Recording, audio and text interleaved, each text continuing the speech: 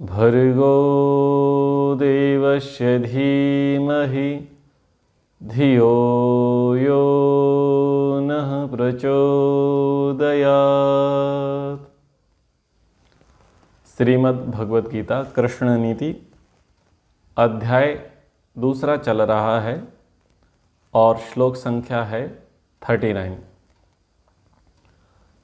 ऐसा ते विहिता सांख्ये बुद्धि योगे त्विमां शृणु बुद्धिया युक्तो यया पार्थ कर्म बंधम प्रहास्यसि। यह श्लोक आया है 39। अभी तक जो बातें कही गई वो सांख्य के अनुसार कही गई थी, यानी ज्ञान के अनुसार बातें कही गई थीं, और अब योग के अनुसार बातें कही जाएंगी, यानी कर्म के अनुसार बातें कही जाएंगी। यहाँ पर सांख्य का अर्थ सांख्य दर्शन नहीं है और योग का अर्थ योग दर्शन नहीं है। ठीक है, सांख्य का अर्थ यहाँ पर ज्ञान है और योग का अर्थ यहाँ पर कर्म है। ठीक है, तो श्री कृष्ण जी ने बौद्धिक स्तर से अर्जुन को समझाने का प्रयास किया, क्योंकि भ्रम कहाँ पर है? बुद्धि में है। तो बुद्धि भ्रम को तोड़ने के लिए वहाँ पर उसे आत्मा का उपदेश दिया गया। तो कुछ चीज़ें तो ऐसी होती हैं कि सुन लिया जाता है पर करते नहीं हैं। तो यहाँ पर कर्म के लिए उपदेश दिया गया है कि आपने सुन तो पर्याप्त लिया है कि आत्मा अजर है, अमर है, अविनाशी है, शरीर हमारा निवास स्थान है और रिश्ते नाते ये स्थायी नहीं हैं, आत्मा स्थायी है।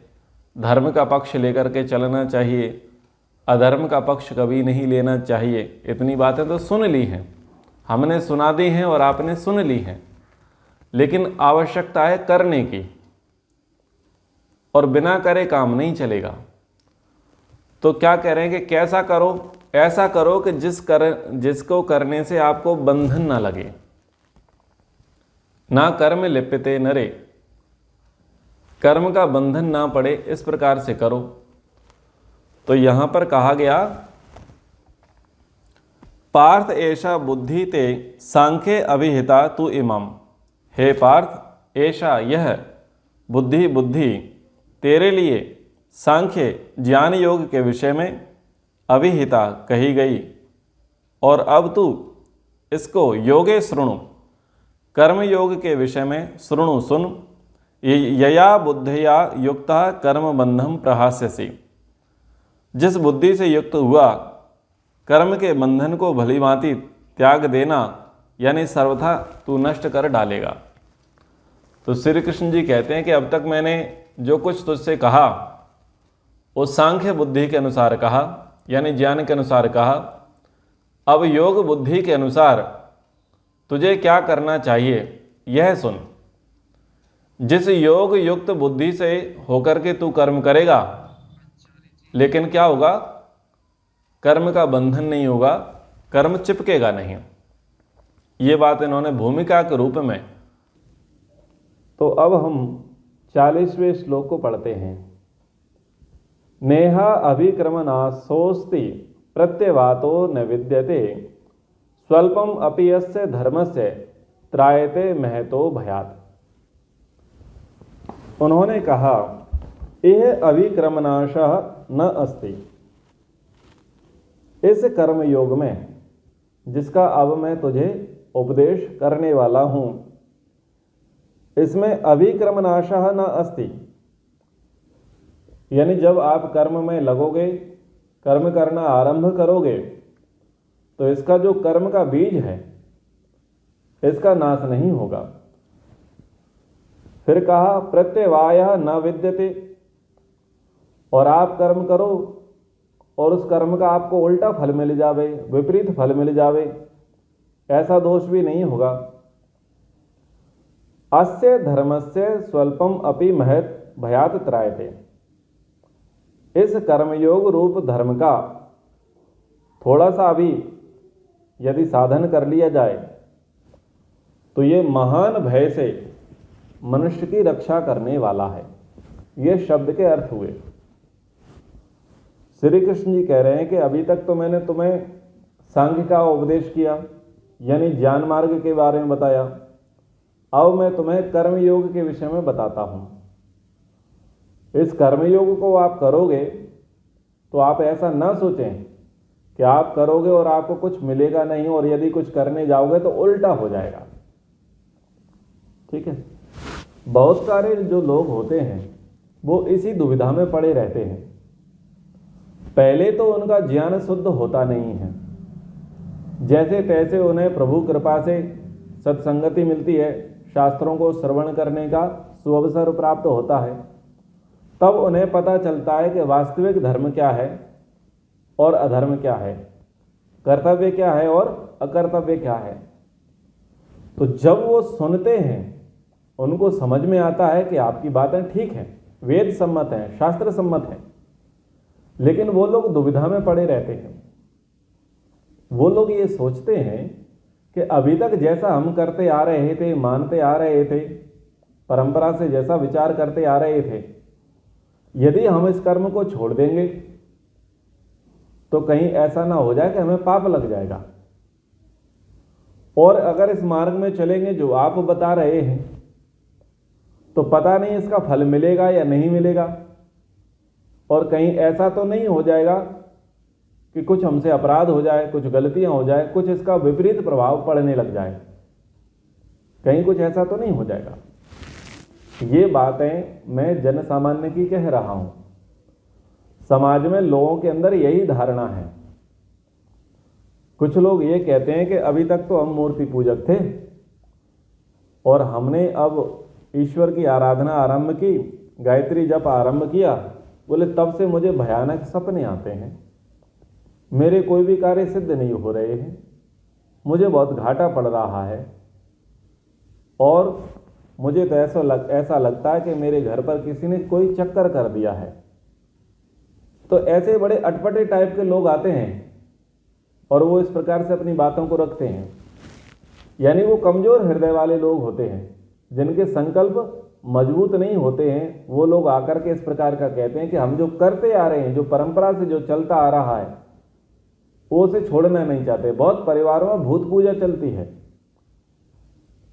यानी ऐसे देवों को पूजा जाता है जिनका अस्तित्व है ही नहीं, और परंपरा से उन कर्मकांडों को, उन पूजा पाठों को, उन मान्यताओं को वो सिर पर ढोए रखते हैं, जिनका शास्त्र से कोई लेना देना नहीं है, इतिहास से कोई लेना देना नहीं है।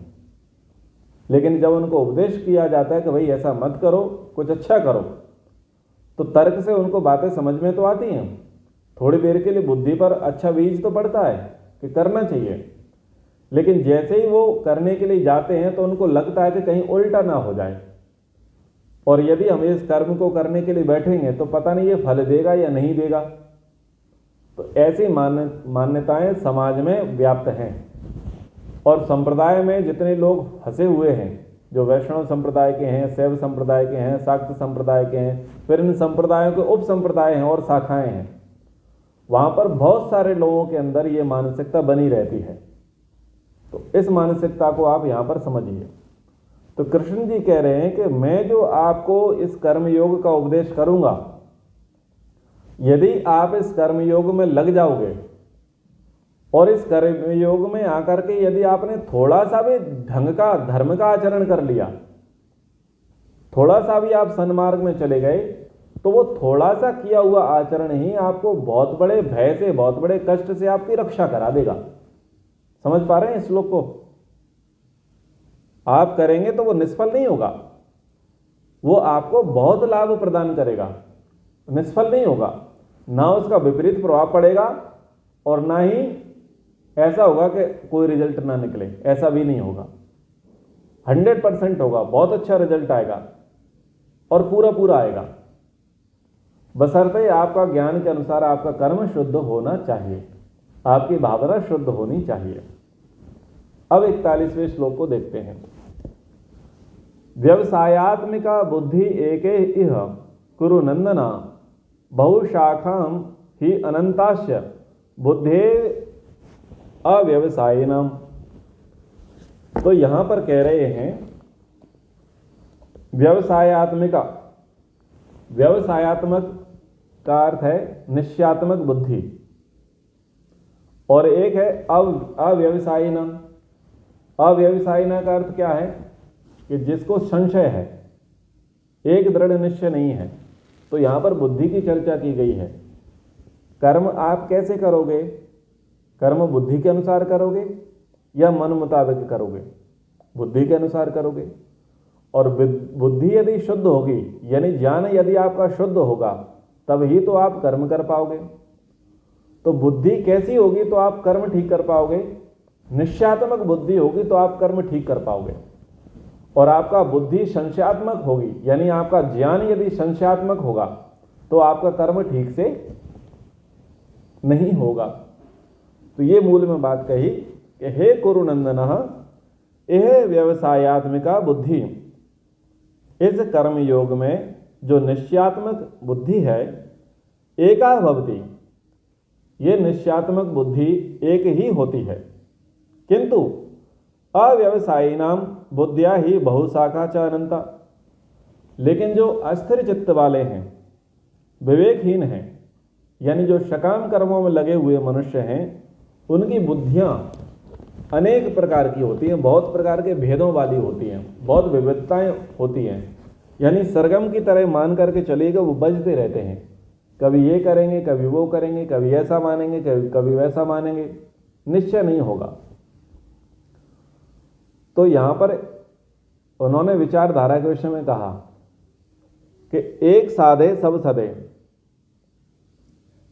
कर्म योग में आप आगे बढ़ रहे हैं तो आपको पता होना चाहिए कि आपको करना क्या है। आपका विचार शुद्ध होना चाहिए और निश्चित होना चाहिए। आपका विचार शुद्ध है, दृढ़ निश्चय है, तो आप एक सूत्रीय कार्य करो, अनेक सूत्रीय कार्य मत करो। जो लोग अनेक सूत्रीय कार्य करते हैं वो प्रपंचों में फंसे रहते हैं। जो लोग एक सूत्रीय कार्य करते हैं उनके कार्य सिद्ध होते हैं। व्यवसायात्मक बुद्धि क्या कह रही है? जीवन में आप जो कुछ भी करना चाहते हैं तो आप अपने उस लक्ष्य को निर्धारित करें। पल पल पर आप अपने लक्ष्यों को ना बदलें, विचारों को ना बदलें, कार्यों को ना बदलें। यदि चंचलमति वाले होंगे तो आप कभी भी अपने उद्देश्य को प्राप्त नहीं कर सकते। आप पढ़ाई कर रहे हैं तो आप एक विषय चुन लेवें कि मेरी योग्यता क्या है, मेरी रुचि क्या है और मेरे जीवन का उद्देश्य क्या है। उस उद्देश्य को ध्यान में रख करके व्यवसायात्मक बुद्धि रखो, दृढ़ निश्चय करो कि मुझे साइंस की फील्ड में जाना है तो बायोलॉजी लेना है। लेकिन साइंस की फील्ड में जाना है और आपने क्या ले लिया? कॉमर्स ले लिया, तो बात नहीं बनेगी। तो आप देख लेवें मुझे करना क्या है, मुझे प्राप्त क्या करना है। आपने सब्जेक्ट चुन लिया संस्कृत और आपकी रुचि थी राजनीति में, राजनीति शास्त्र आपने लिया नहीं और संस्कृत साहित्य ले लिया। तो संस्कृत साहित्य से आप राजनीति नहीं कर सकते, राजनीति शास्त्र से आप राजनीति करेंगे। आपने सब्जेक्ट चुना भूगोल, लेकिन आपकी रुचि थी इतिहास में, तो भूगोल अलग रास्ता है और इतिहास अलग रास्ता है। ऐसे बात नहीं बनेगी। कुछ लोग क्या करते हैं, वो दल बदलू होते हैं। शुरुआत में उनको वो काम अच्छा लगता है, थोड़ी देर वहां पर वो टिकते हैं, फिर उन्हें अच्छा नहीं लगता, फिर उनको दूसरा अच्छा लगता है। तो जिनको दूसरे की थाली में घी दिखता है वो अव्यवसायी ना बुद्धि वाले हैं।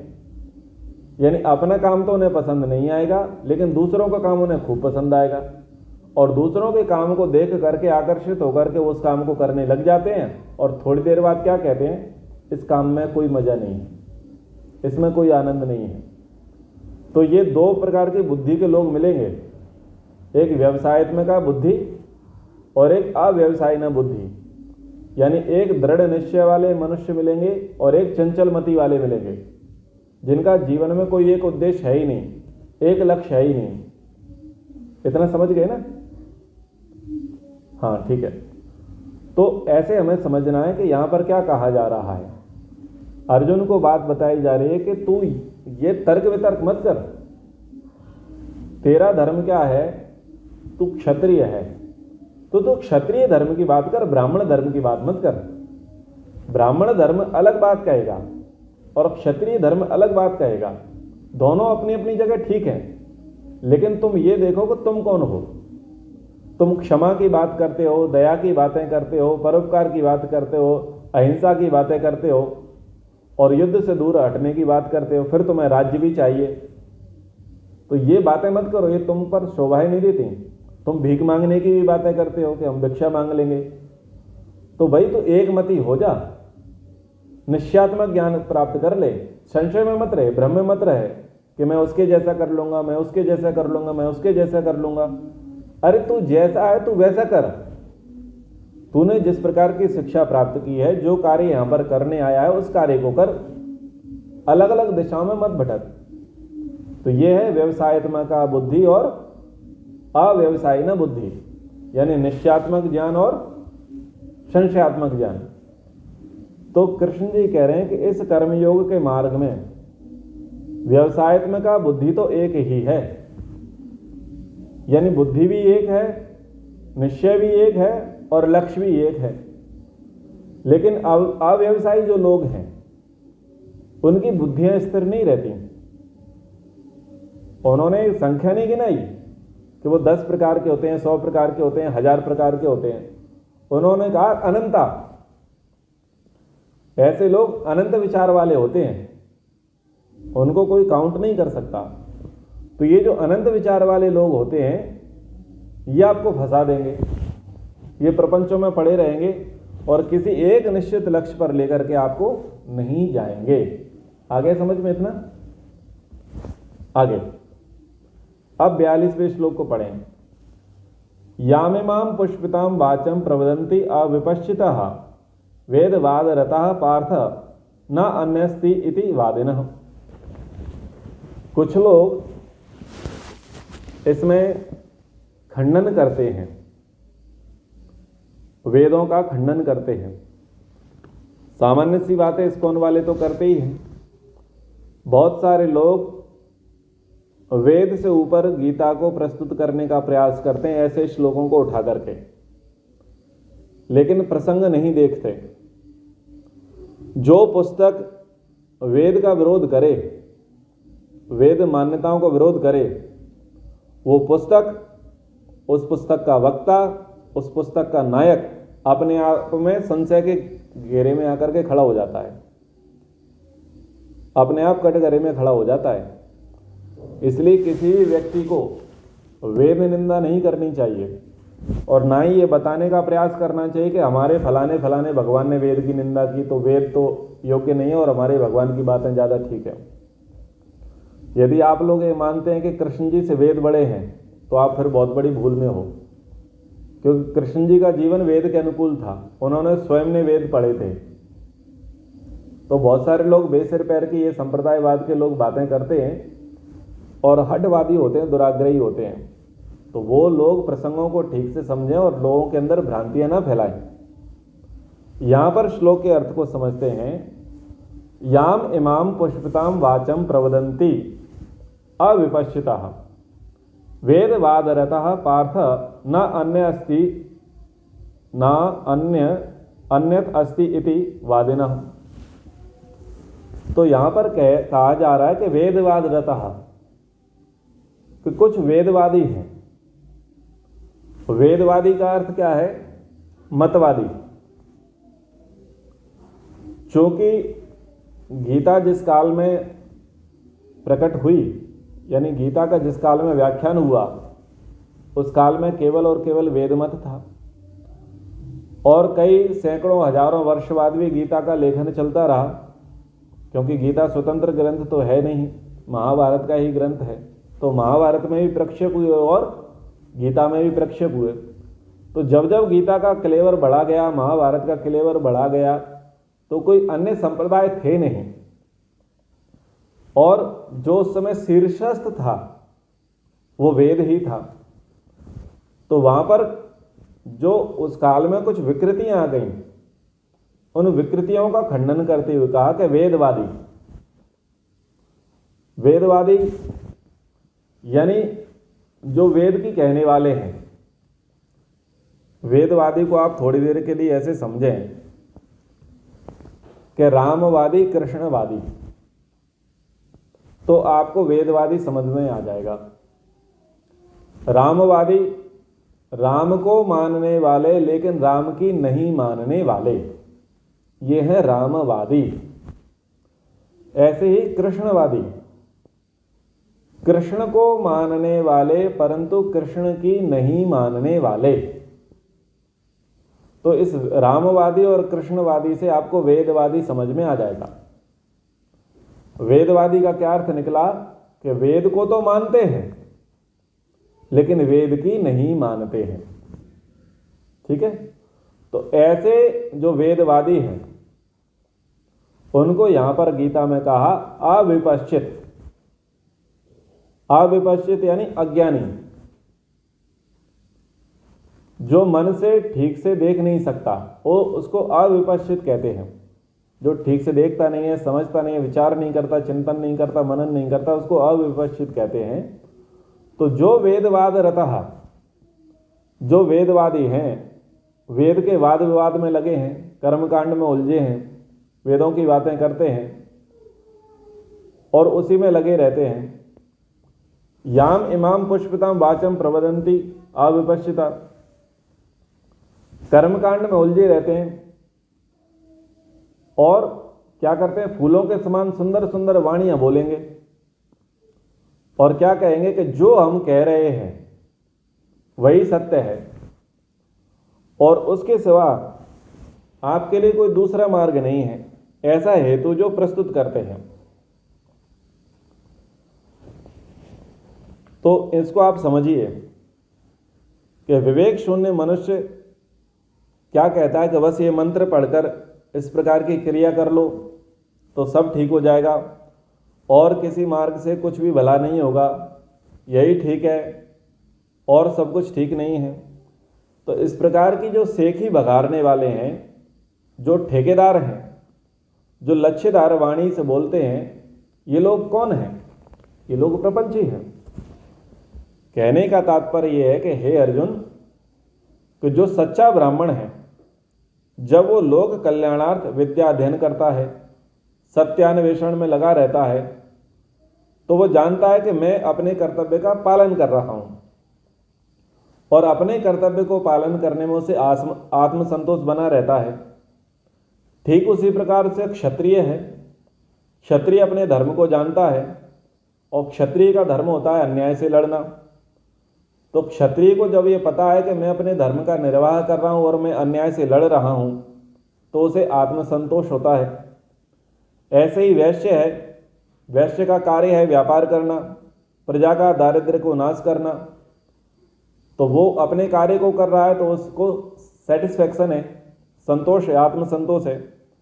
ऐसे ही शूद्र वर्ग है, शूद्र को पता है कि भाई मुझे पुरुषार्थ करना है, परिश्रम करना है, समय को बर्बाद नहीं करना है और मैं श्रम करूंगा तभी मैं अन्न अर्जित कर पाऊंगा, धन अर्जित कर पाऊंगा, अपना घर चला पाऊंगा।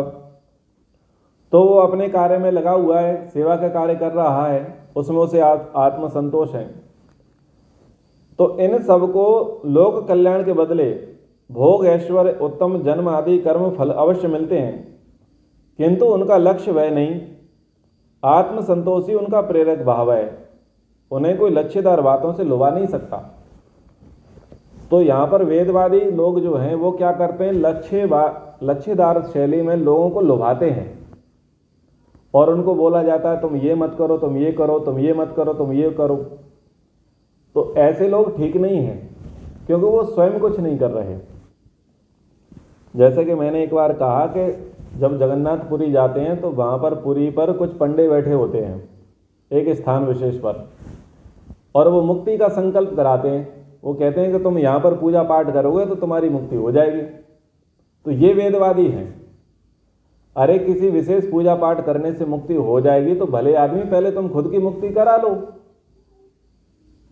तुम खुद की मुक्ति का यत्न तो कर नहीं रहे, लेकिन तुमने उसको व्यवसाय बना लिया है। तो यहाँ पर इस प्रकार की बातों को कहा जा रहा है कि दूसरे को तो कहा जा रहा है कि तुम ऐसा कर लो, वैसा कर लो, ऐसा हो जाएगा, वैसा हो जाएगा, लेकिन स्वयं कुछ नहीं करना है। तो ये है वेदवादी। इन्हीं को वेदवादियों को धर्मध्वजी कहा गया है, इन्हीं को ठेकेदार कहा गया है। इन वेदवादी जो शब्द यहाँ पर आया है, इस वेदवादी शब्द को आप यहाँ पर धर्म का ठेकेदार भी मान करके चलें कि जो धर्म के ठेका लेकर के बैठे हैं, जो लोगों को बोलते हैं ऐसा करो तो ठीक है, ऐसा नहीं करोगे तो ठीक नहीं है, लेकिन खुद को कुछ करना धरना नहीं है, सारा अन्य बाहरी लोगों को बताने में लगे रहते हैं, तो उनको ये बातें कही गई हैं। समझ में आ गया? चलिए आगे। कामात्मानः स्वर्ग परा जन्म कर्म फल प्रदाम क्रिया विश्लेषण बहुलाम भोग ऐश्वर्यम गतिम प्रति। तो कह रहे हैं कामात्मनः, ये लोग जो वेदवादी हैं वो कैसे हैं? कामात्मनः, लालसा में फंसे हुए हैं, स्वर्ग परा, स्वर्ग के पीछे पड़े हुए हैं, जन्म कर्म फल प्रदाम, जन्म रूप कर्म फल को देने वाली, क्रिया विशेष बहुलाम, यज्ञ आदि अनेक प्रकार की क्रियाओं वाली, भोगेश्वरम गतिम प्रति, भोग और ऐश्वर्य की प्राप्ति के लिए ये लोग क्या करते हैं? लगे हुए हैं। तो हे पार्थ, ये लोग लालसा में फंसे हुए हैं, स्वर्ग के पीछे पड़े हुए हैं, जन्म और कर्म फल देने वाली, योग और ऐश्वर्य देने वाली, यज्ञ आदि क्रियाएं की अनेक प्रकार की बातें करते हैं। ऐसा यज्ञ करोगे तो ऐसा कर्म मिलेगा, ऐसा करोगे तो वैसा फल मिलेगा, ऐसा करोगे तो इस प्रकार का मिलेगा। ये बातें इस प्रकार की करने वाले हैं। यानी ये लोग अपनी जिम्मेदारी नहीं समझने वाले हैं, ये लोग केवल और केवल सकामता की बातें करते हैं। ये लोग धर्मपरायण नहीं हैं। आपको बहुत सारे तीर्थों में ऐसे लोग मिल जाएंगे, वो कहेंगे बस ऐसा संकल्प करा दो तो तुमको ये मिल जाएगा, गौदान करा दो तो तुम्हारी वैतरणी नदी से तुम पार हो जाओगे, ऐसा करोगे तो ऐसा हो जाएगा, वैसा करोगे तो वैसा हो जाएगा। तो ये लोग क्या करते हैं? सकामता से ओतप्रोत होते हैं और निष्कामता से इनका कोई लेना देना नहीं है, और लोगों को लुभाते रहते हैं लच्छेदार वाणी में, यजमान तुम्हारा भला हो जाएगा, ये हो जाएगा, वो हो जाएगा। तो ऐसे ही लोगों के विषय में गीता में कहा गया जो प्राय आपको तीर्थों पर दिखते हैं। आप तीर्थों में प्रवेश करेंगे तो बस फूलमाला लेकर के दौड़ पड़ेंगे, टीका लगाने के लिए दौड़ पड़ेंगे, फिर वो बोलेंगे कि यहाँ पर चढ़ाओ, वहाँ पर चढ़ाओ, ये करो, वो करो, इस प्रकार का करो, उस प्रकार का करो, बस आपके पीछे लग जाएंगे बुरी तरीके से। वो स्वर्ग के ठेकेदार से कम नहीं है।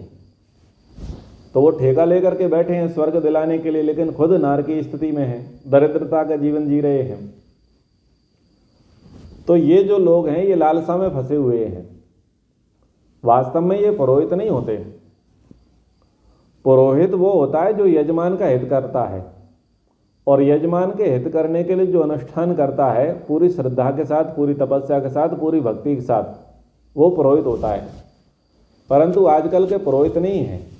आजकल के पुरोहित के रूप में स्वहित होते हैं। वो अपना लाभ देखते हैं कि हमको किस में बेनिफिट है, और अपने बेनिफिट को ध्यान में रखते हुए बहुत बड़ा कर्मजाल, कर्मकांड का जाल यजमान के सम्मुख रख देते हैं। ये लाओ, ये लाओ, ये करो, वो करो, इतना उतना, यहाँ चढ़ाओ, वहाँ चढ़ाओ, ये पूजा पाठ, वो पूजा पाठ, और उसको पागल बना देते हैं। तो इतने कर्मकांड में, यज्ञ आगे क्रियाओं में इतना उलझा देते हैं व्यक्ति को कि वो पूरी तरीके से चूस लिया जाता है। लेकिन सारा का सारा किस भाव से किया जा रहा है? सकामता के भाव से। स्वयं के उद्देश्यों को ध्यान में रखते हुए, स्वयं के उद्देश्यों की पूर्ति को ध्यान में रखते हुए किया जाता है। यजमान के हित में बातें नहीं की जाती, यजमान के हित में कार्य नहीं किया जाता।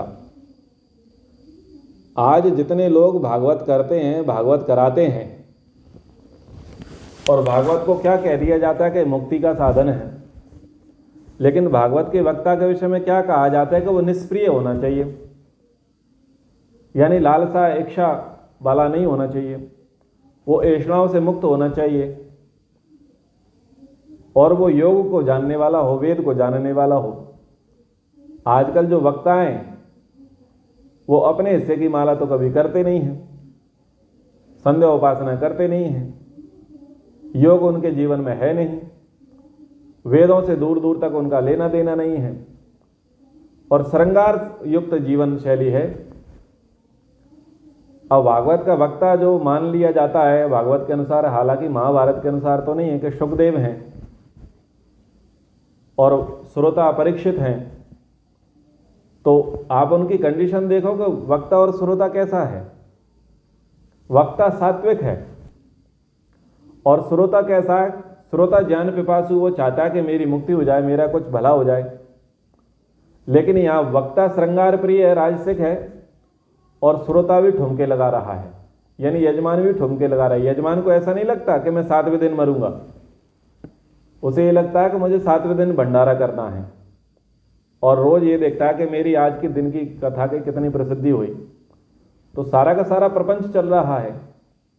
फिर कोई धर्म का उपदेश नहीं देना, कोई लोक कल्याणकारी बातें नहीं कराना, कोई राष्ट्र की बातें नहीं कराना, कोई समाज सुधार की बातें नहीं करना, आए दिन बारात निकालना, आए दिन लोगों को नचवाना, हर आधे घंटे में नाचना शुरू। तो ये इसके विषय में यहाँ कृष्ण जी कह रहे हैं कि ये लोग हैं ऐसे प्रपंची कर्मकांडी लोग, जो ऐसे ऐसे करते हैं, लोगों को लुभाते रहते हैं और लोगों को सकामता का उपदेश करते हैं और पुरोहित बने फिरते हैं, लेकिन वास्तव में पुरोहित होते नहीं, स्वयं का हित करते हैं और सामने वाले को लूटते हैं। तो उक्त प्रकार के जो लोग हैं ये ठीक नहीं है। ऐसा यज्ञ करोगे ऐसा मिलेगा, ऐसा करोगे तो वैसा मिलेगा, ये प्रपंच हैं। इन सकामताओं से कुछ भी प्राप्त होने वाला नहीं है। भोग ऐश्वर्य प्रसक्तानाम तयापहर्त चेतसाम व्यवसायात्मिका बुद्धि समाधौ न विधीयते। तो भोग ऐश्वर्य प्रसक्ता नाम, जो लोग भोग और ऐश्वर्य में फंसे हुए हैं, तया अपहृत चेतसाम, उस वाणी से हरे हुए चित्त वाले, व्यवसायात्मिका बुद्धि, प्रयत्नपरक बुद्धि, समाधौ समाधि में, न विधीयते, एकांत को समाधि को वो प्राप्त नहीं होते। तो उक्त प्रकार के लोग जो भोग और ऐश्वर्य की बातें कही गई हैं, जिनके चित्त योग और ऐश्वर्य की कामना से ही हरे हुए हैं, उनकी बुद्धि समाधि में व्यवसायत्मक नहीं होती, यानी स्थिर नहीं होती। वे जब समाधि में एकांत में बैठेंगे तो उनका मन चंचल हो उठता है। हमने इस भोग की आकांक्षा की थी, यह ऐश्वर्य चाहा था, वो नहीं मिला, वह नहीं मिला, इस परेशानी में पड़ जाते हैं और उनका मन अशांत हो जाता है। तो कहा कि हे अर्जुन, जो भोगों में तन्मय हो रहे हैं, जो कर्मफल के प्रशंसक वेद वाक्यों में ही प्रीति रखते हैं, जिनकी बुद्धि में स्वर्ग ही परम प्राप्त वस्तु है, जो स्वर्ग से बढ़कर के दूसरी कोई वस्तु नहीं है, ऐसा मानने वाले हैं, वे अविवेकी जन इस प्रकार के जिस पुष्पित अर्थात दिखाऊ शोभायुक्त वाणी को कहा करते हैं कि जो कि जन्म रूप कर्मफल देने वाली एवं भोग तथा ऐश्वर्य की प्राप्ति के लिए नाना प्रकार की बहुत सी क्रियाओं का वर्णन करने वाली है, उस वाणी द्वारा जिनका चित्त हर लिया गया है, जो भोग और ऐश्वर्य में अत्यंत आसक्त हैं, उन पुरुषों की परमात्मा में निश्चयात्मकता बुद्धि नहीं होती। जो लोग केवल सकामता में लग गए हैं, भोगों के पीछे लग गए हैं, ऐश्वर्यों के पीछे लग गए हैं, स्वर्ग ही जिनको सर्वश्रेष्ठ दिखाई देता है और मुक्ति जिनको समझ में नहीं आती है, तो मुक्ति के जो साधक हैं, जो कर्मयोग है, यानी जो निष्काम कर्म है, यानी जो ईश्वर का जो ध्यान है, उस निष्काम कर्म में, उस ध्यान में उन लोगों की बुद्धि लगती नहीं है। परमात्मा के ध्यान में उनकी बुद्धि ठहरती नहीं है। तो इस प्रकार की यहाँ पर बातें कही गई। तो आशा करता हूँ ये प्रसंग आपको समझ में आया होगा। इति ओम शम।